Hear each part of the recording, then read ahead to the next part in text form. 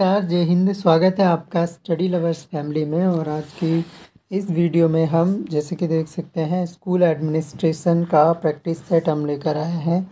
Top 30 question इस topic से related हम पढ़ेंगे। थ्योरी सेक्शन हम ऑलरेडी डिस्कस कर चुके हैं, तो थ्योरी के साथ साथ आपके लिए प्रैक्टिस सेट भी कंटिन्यू होता रहेगा।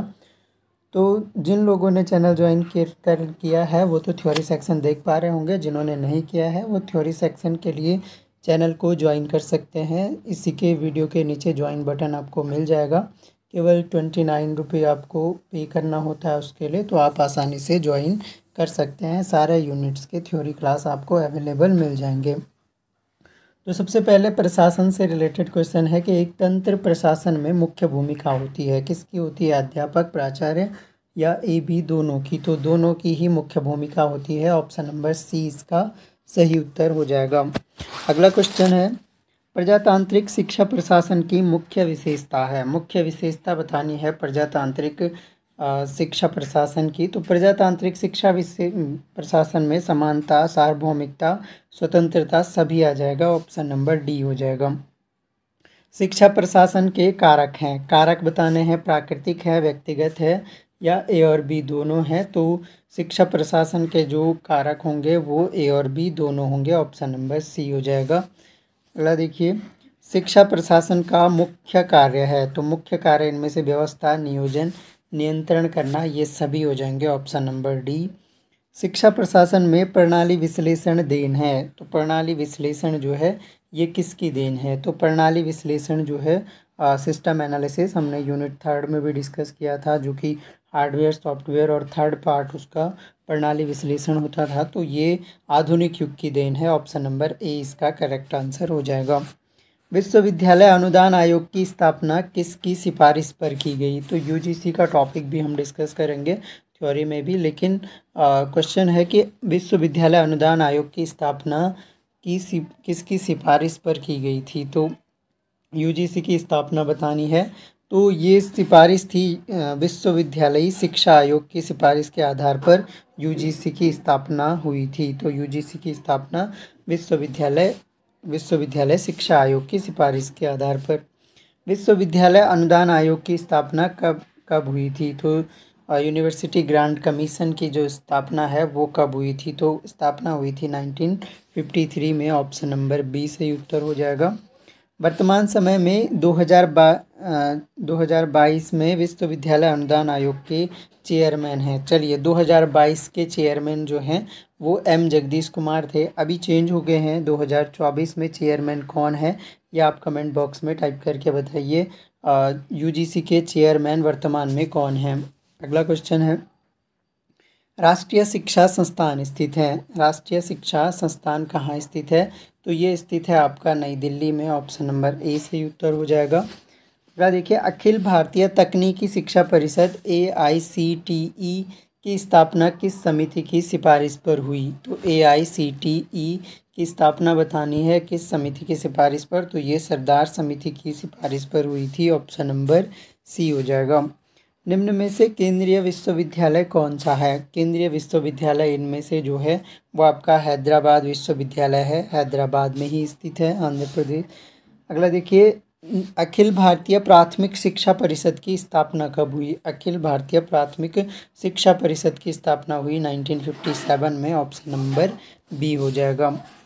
अगला देखिए, केंद्रीय माध्यमिक शिक्षा बोर्ड CBSE की स्थापना कब हुई थी? तो CBSE की स्थापना हुई थी आपकी 1952 में। ऑप्शन नंबर बी हो जाएगा। शिक्षा का उत्तरदायित्व होता है। तो शिक्षा केंद्र सरकार भी और राज्य सरकार भी। ऑप्शन नंबर ए और बी दोनों हो जाएगा।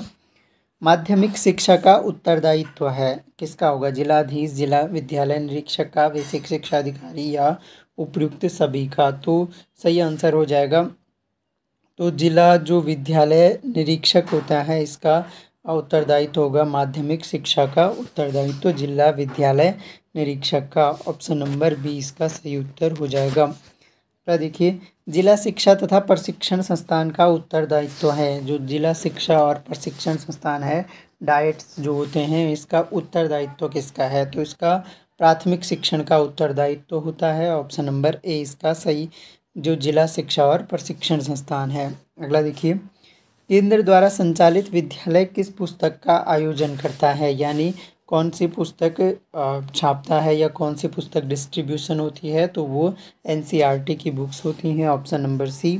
माध्यमिक शिक्षकों के प्रशिक्षण का नियंत्रण किया जाता है, किसके द्वारा किया जाता है, तो इसका नियंत्रण डाइट्स के द्वारा किया जाता है। ऑप्शन नंबर डी इसका करेक्ट आंसर हो जाएगा। अगला देखिए, पूर्व माध्यमिक शिक्षा किस डाइट्स के द्वारा जो है ये प्राइमरी शिक्षकों का जो है प्रशिक्षण किया जाता है, प्रशिक्षण का नियंत्रण किया जाता है। और national council of teacher education के द्वारा जो है माध्यमिक शिक्षकों का प्रशिक्षण नियंत्रण किया जाता है। तो ऑप्शन नंबर बी हो जाएगा सही, डी बता दिया था। अगला देखिए, पूर्व माध्यमिक शिक्षा किस आयु वर्ग के लिए है। पूर्व माध्यमिक शिक्षा जो है ये आपका 2.5 से 6 वर्ष के लिए है, पूर्व माध्यमिक शिक्षा। अगला देखिए, भारत में पूर्व माध्यमिक शिक्षा प्रदान करने का कार्य किस संस्था का है। पूर्व माध्यमिक शिक्षा कौन सी संस्था प्रदान करती है, तो किंडरगार्टन स्कूल भी होते हैं, मोंटेसरी स्कूल भी होते हैं और एकल शिक्षक शालाओं का भी है। तो ऑप्शन नंबर डी इसका करेक्ट आंसर हो जाएगा। किसी भी देश की शिक्षा प्रणाली वहाँ की किस योजना से जानी जाती है, तो किसी भी देश की जो शिक्षा प्रणाली है वो किस योजना के नाम से जानी जाती है, तो वो जो शिक्षा प्रणाली है, प्राथमिक शिक्षा योजना, पूर्व माध्यमिक शिक्षा योजना, माध्यमिक शिक्षा योजना, तो ये सभी से जानी जाती है शिक्षा योजनाएं। प्रत्येक विश्वविद्यालय में निम्न में से कौन सी महत्वपूर्ण संस्था होती है। प्रत्येक जो विश्वविद्यालय हैं उनमें सीनेट अथवा कोर्ट भी होता है, कार्यकारिणी परिषद अथवा सिंडिकेट भी होता है, फैकल्टीज़ भी विभाग भी होते हैं, तो उपरोक्त सभी होते हैं। शैक्षिक प्रशासन वस्तुओं के साथ साथ मानवीय संबंधों की व्यवस्था से संबंधित है, यह कथन किसका है, तो ये शैक्षिक प्रशासन के संबंध में स्टेटमेंट है और ये आपको ध्यान रखनी है। और ये स्टेटमेंट है आपकी एस.एन. मुखर्जी की। Option number B.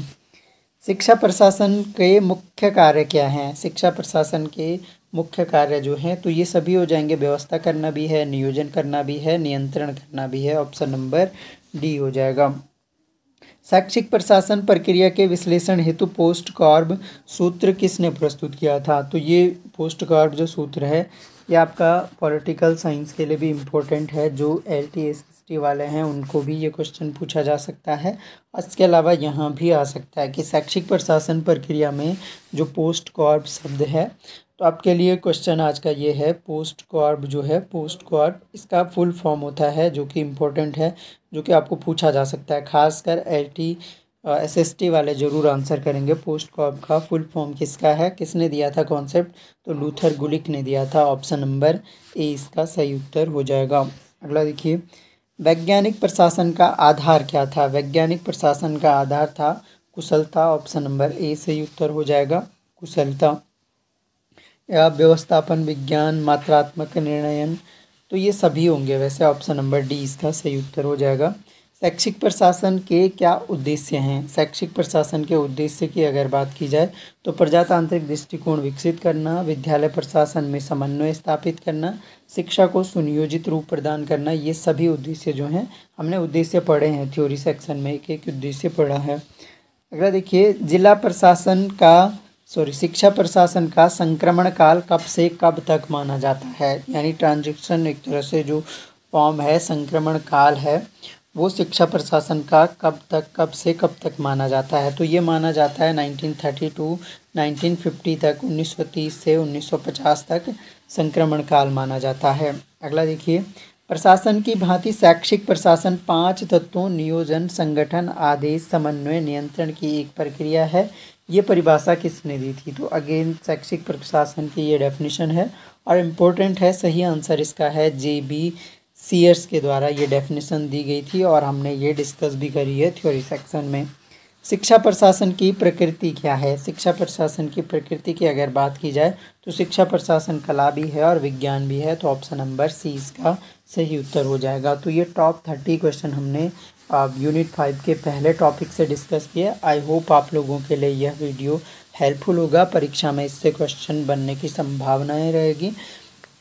तो थैंक्स अलॉट फॉर लिसनिंग। अगर आपने चैनल को अभी तक ज्वाइन नहीं किया है तो ज्वाइन कर लीजिए, थ्योरी सेक्शन के लिए खासकर, क्योंकि लगभग जो है 3 यूनिट पूरी हो चुकी हैं, 4th यूनिट भी मैं पढ़ा चुका हूँ, 5th यूनिट हमारी चल रही है। तो लगभग कोर्स कंप्लीट होने ही वाला है और अभी आपके पास टाइम है कि आप लोग एक बार पढ़ सकते हो, पूरा कोर्स पढ़ सकते हो। तो पूरा जून का महीना है, तो 1 महीने के अंदर आप जो है खासकर टीचिंग एप्टीट्यूड वाला कोर्स तो कवर कर ही सकते हैं। तो वीडियो के नीचे आप जाओगे, ज्वाइन बटन मिल जाएगा, अगर किसी को ज्वाइन करना हो तो आप ज्वाइन कर सकते हैं। केवल 29 रुपीज़, वो भी मेंटेनेंस चार्ज आपके लिए रखा गया है। नोट्स प्रिपेयर करने होते हैं, नोट्स आपको प्रोवाइड करवाए जाते हैं, हर टॉपिक के नोट्स आपको दिए जाते हैं। तो आई होप आपके लिए ये बेस्ट डील होगी, हेल्पफुल होगा काफ़ी। तो thanks a lot for listening, मिलते हैं नेक्स्ट वीडियो में, तब तक के लिए जय हिंद।